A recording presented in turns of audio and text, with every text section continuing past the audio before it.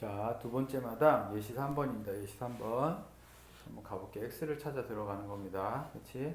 자, 귀납은 현대 논리학에서 연역이 아닌 모든 추론이래. 즉 전제가 결론을 개연적으로 뒷받침하는 모든 추론을 가리킨다. 그러니까 x는 귀납 잡으면 되는데 우리가 실질적으로 많이 배경지식으로 알고 있는 귀납이랑은 좀 다르네. 뭐래? 추론이래. 모든 추론인데 이 추론 중에 뭐를 연역만 제외한 모든 추론을 귀납이라 그랬어. 그러면서 하는 얘기가 전제가 결론을 개연적으로 그러면 전제가 결론으로 가는데 요 사이가 개연적이래. 개연적. 모든 추론을 가린다. 귀납은 기존의 정보나 관찰 증거 등을 근거로 새로운 사실을 추가하는 지식 확장적 특성을 지닌다. 중요한 얘기 나왔네. 9네. X에서 이 특성으로 인해 귀납은 근대과학의 발전의 방법적 토대가 되었지만 귀납 자체의 논리적 한계를 지적하는 문제들과 대두치게 된다. 그러니까 기존의 정보 관찰 증거 여기에 해당하겠지? 정보 관찰 증거들, 그치? 그리고 이 결론이 뭐야? 새로운 뉴 사실이야.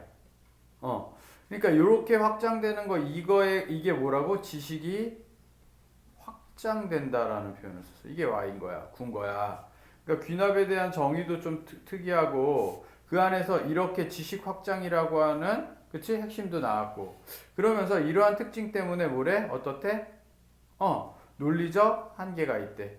그지? 이 논리적 한계를 어떻게 극복할 거냐?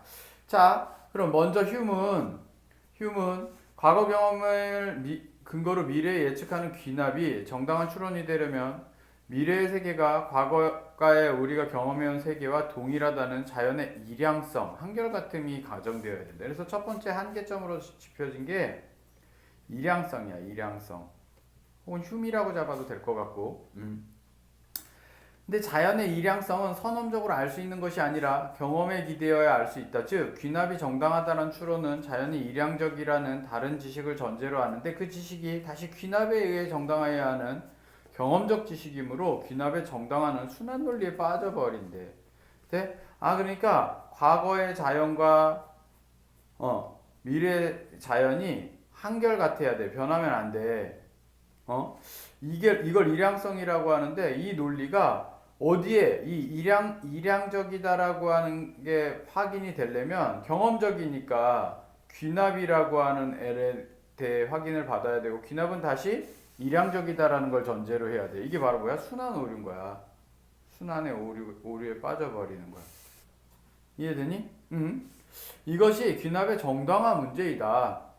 귀납의 정당화 문제로부터 과학적 방법은 귀납을 옹호하기 위해 라이엔바흐는 이 문제에 대해 현실적 구제책을 제시한다. 그러니까 이 일양적인 문제점이 있어서 일양성에 대한 거. 라이엔바흐라고 하는 사람, 이건 흉이란 사람이 했고 사람으로 잡아도 돼.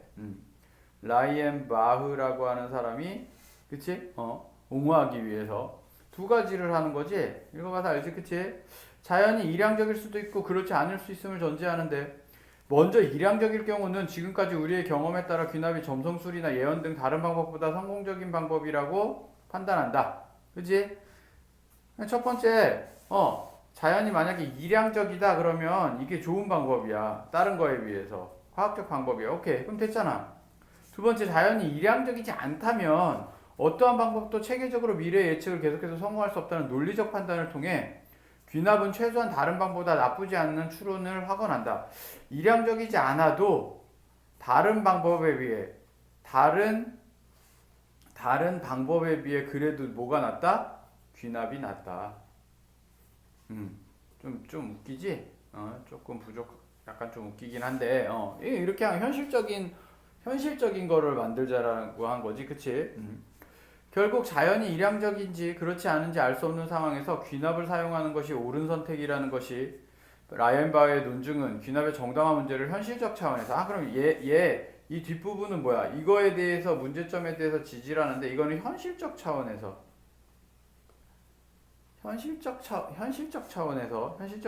문제를 해결하고 있다는 거야. 그지?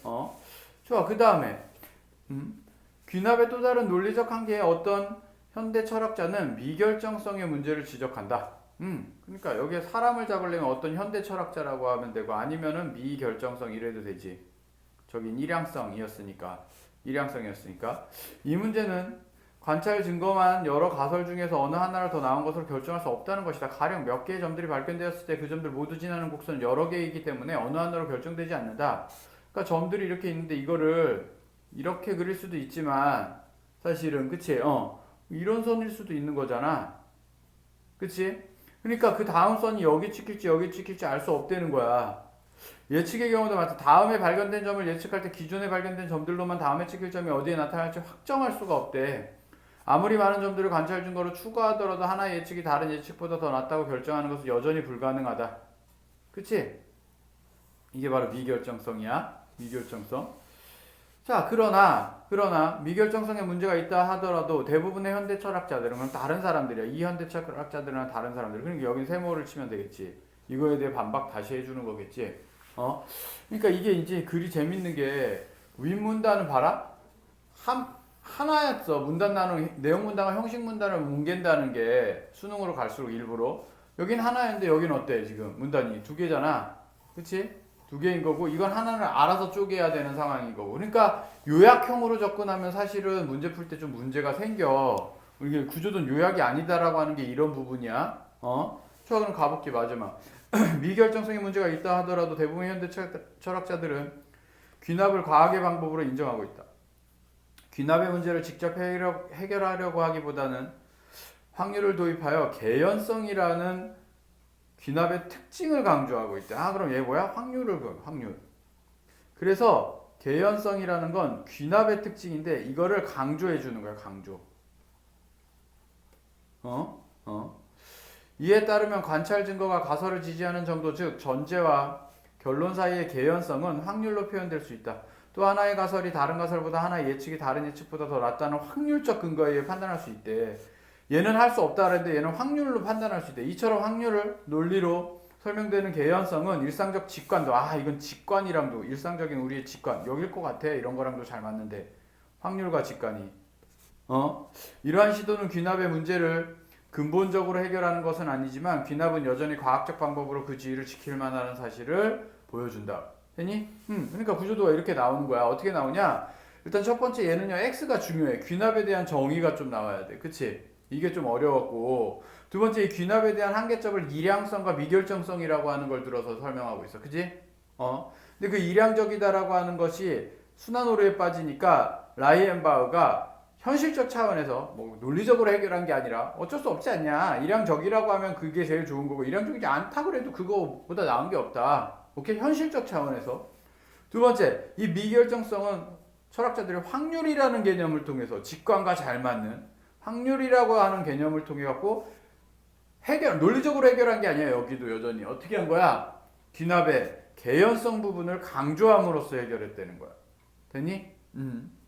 이렇게 해결을 했다는 거야. 그래서 이렇게 구조도를 그리면 되고요. 이 구조도의 특징은 20% 구조도의 특징 중에서 어떤 거 일단은 문단이 나눠져 있지 않다. 제대로 막 형식 문단과 내용 문단을 일부러 좀 섞어서 주니까 그걸 좀 보고선 해결해야 된다. 이 포인트가 굉장히 중요하고, 그치?